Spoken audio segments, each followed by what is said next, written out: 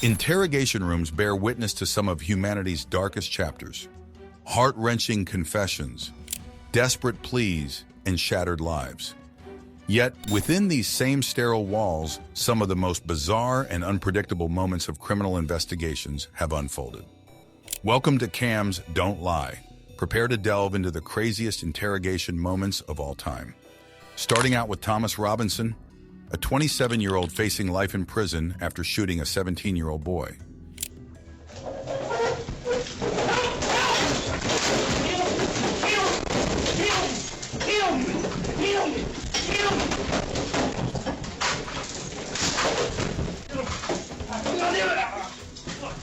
Piece of shit. God damn it! Motherfucker! Yeah, I'm good. You couldn't get it. You guys alright? Yeah. Instead of surrendering peacefully, Thomas becomes increasingly belligerent. His defiance takes a concerning turn as he lunges for the arresting officer's gun. Thankfully, safety features prevent him from obtaining the weapon. Subdued with tasers by additional officers, Thomas's actions paint a picture of a desperate man willing to do anything to avoid capture. However, a chilling detail emerges. Throughout the struggle, Thomas repeatedly screams, "Kill me." This begs the question, was he truly trying to escape, or was he seeking a deadly end at the hands of the police? Instead, it's possible that Thomas was so terrified of his sentence and the position he was in that he made the radical move to scare the officers in hopes that they'd shoot him and spare him from what's to come. Bringing a firearm into an interrogation room is an incredibly foolish idea, and the majority of police departments forbid it for the safety of the detectives. But it seems this Las Vegas police department also forgot about that rule and come incredibly close to seeing the consequences.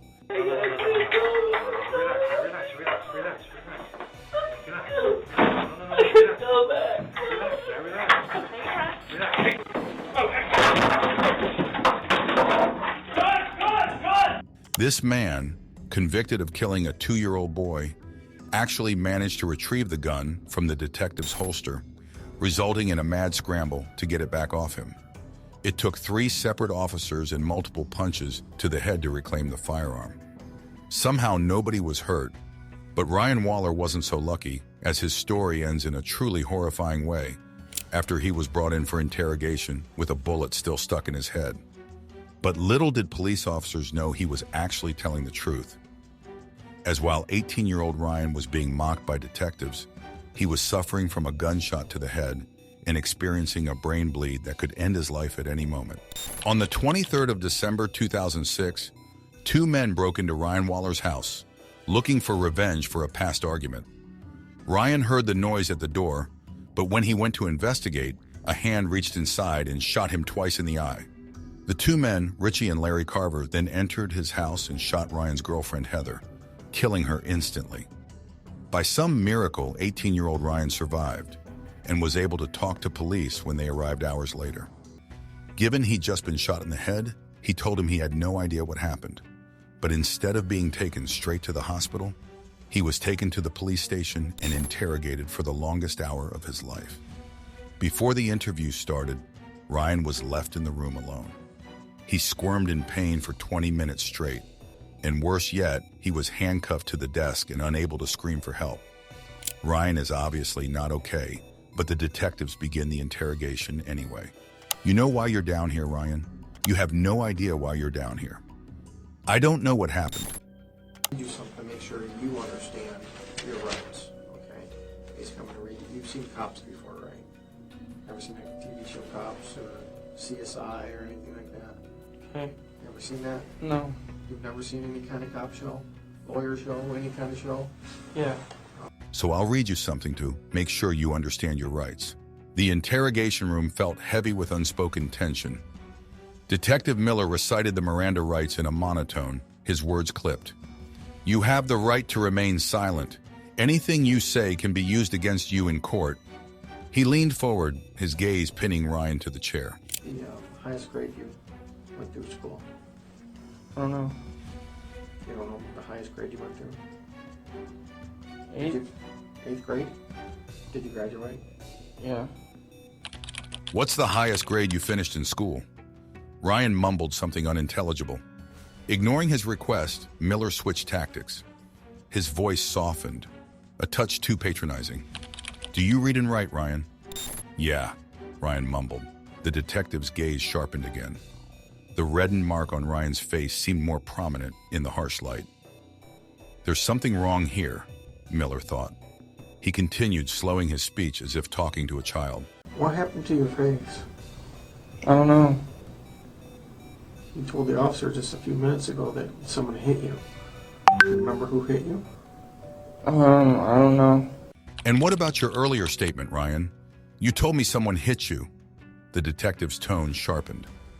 Ryan's eyes darted around, lost. "I don't remember. Just a few minutes ago, you said someone attacked you. Do you remember who it was?" "I think it was Heather," Ryan mumbled, his voice barely above a whisper. Who's Christina? She's on the couch. Christina's on the couch. What's Christina's last name? I don't know. What does she look like? I really don't know. "Who is Christina?" "She's on the couch," Ryan mumbled, pointing a vague finger. The detective paused, a heavy silence settling in the room. The narrative highlights Ryan's disorientation and memory lapses, emphasizing the detective's missed opportunities to recognize a potential head injury. It removes unnecessary explanations and focuses on the dialogue to build tension and showcase the missed red flags. The interrogation room pulsed with a chaotic energy. I don't remember after that because I just went to lay down and go to sleep. I don't know what anybody was doing. I really don't. Who was in the house when you went to sleep? Christina and Heather. Christina and Heather. Ryan, disoriented and slurring his words, drifted between contradictory statements. One moment, Christina was on the couch. The next, it was Heather. He pleaded for sleep, oblivious to the detective's growing alarm. "There's a dead girl in your living room," the detective finally declared, frustration lacing his voice. Ryan's confused response, "A girl on the couch is dead?" confirmed the detective's suspicions. Here, Ryan's memory lapses and confusion highlight the disorienting effects of violence. The interrogation room crackled with tension. Ryan, battered and disoriented, struggled to answer the detective's questions coherently. His memory was fractured, bouncing between claiming Christina, his housemate, was on the couch, then Heather. All the while, he pleaded for sleep, seemingly unaware of the gravity of the situation. The detective finally dropped the bombshell. There's a dead girl in your living room. She's dead? Yes. Heather? I don't know. I want to know what happened in your house last night. The girl on the couch is dead? I don't know if she's on the couch. She's dead. There was a dead girl in the living room. Ryan's confused response confirmed the officer's suspicions. The questioning continued, but Ryan's story unraveled further. No, Richie and his dad. Richie and his dad. They hit you. Yes. Why? Because they're trying to get their stuff. I don't know why. They each had 2 revolvers and they didn't let off any shells. Okay, you just said they had bow and arrows. Now they have revolvers? That's what I meant. They had revolvers. He claimed attackers, Richie and his dad, broke in seeking their belongings, but the details were muddled. Weapons switched from fantastical bow and arrows to revolvers, and Ryan couldn't even definitively say if he was shot in the eye, despite the severity of the injury. The detective's frustration mounted with each inconsistency. Ryan's hazy recollection and shifting details cast doubt on his entire narrative. The scene ended with a stark contrast.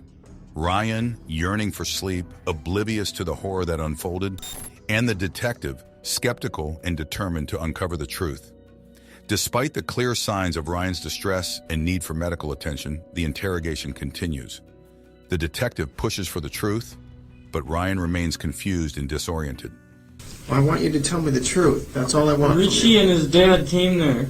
And I don't know why. I don't know why, but they put me in sleeping hold, and they put me in sleeping hold with the arrows and I lived through that crap. He contradicts himself again, mentioning sleeping holes or arrows, after previously stating revolvers. The detective highlights these inconsistencies, pointing out the unlikelihood of surviving a gunshot to the eye. Ryan's own confusion fuels his disbelief, echoing the detective's skepticism. The scene ends with Ryan admitting he doesn't know what truly happened, further muddying the waters of the investigation. Ryan, however, remained a frustrating enigma. His desire for sleep seemed incongruous with the gravity of the situation. When the detective revealed Heather had been shot in the face, Ryan's response, a plea to go back to bed, underscored his disorientation. The detective wasn't buying it.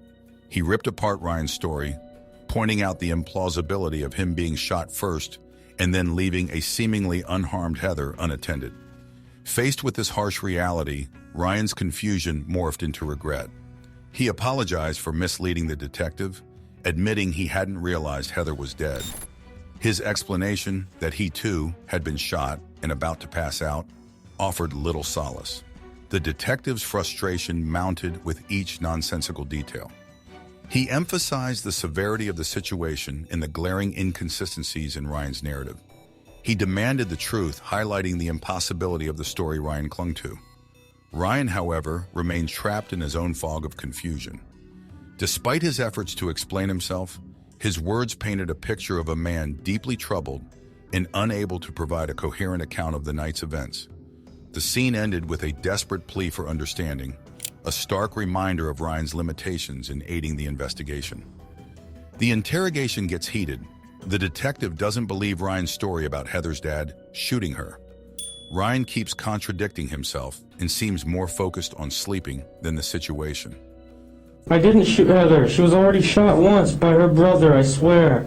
Richie. Yes. Finally, Ryan claims it was Heather's brother who shot her, not her dad. The detective stops the questioning and leaves, possibly to get Ryan medical attention. With renewed questioning, Ryan clarified some details, revealing it was Heather's brother, Richie, who was responsible for the shooting. However, the damage was already done. A staggering 56 minutes had passed since the interrogation began, a critical delay in getting Ryan the medical attention he desperately needed. At the hospital, the true extent of his injuries became clear. The gunshot wound to the eye, coupled with a preventable infection, resulted in a critical condition.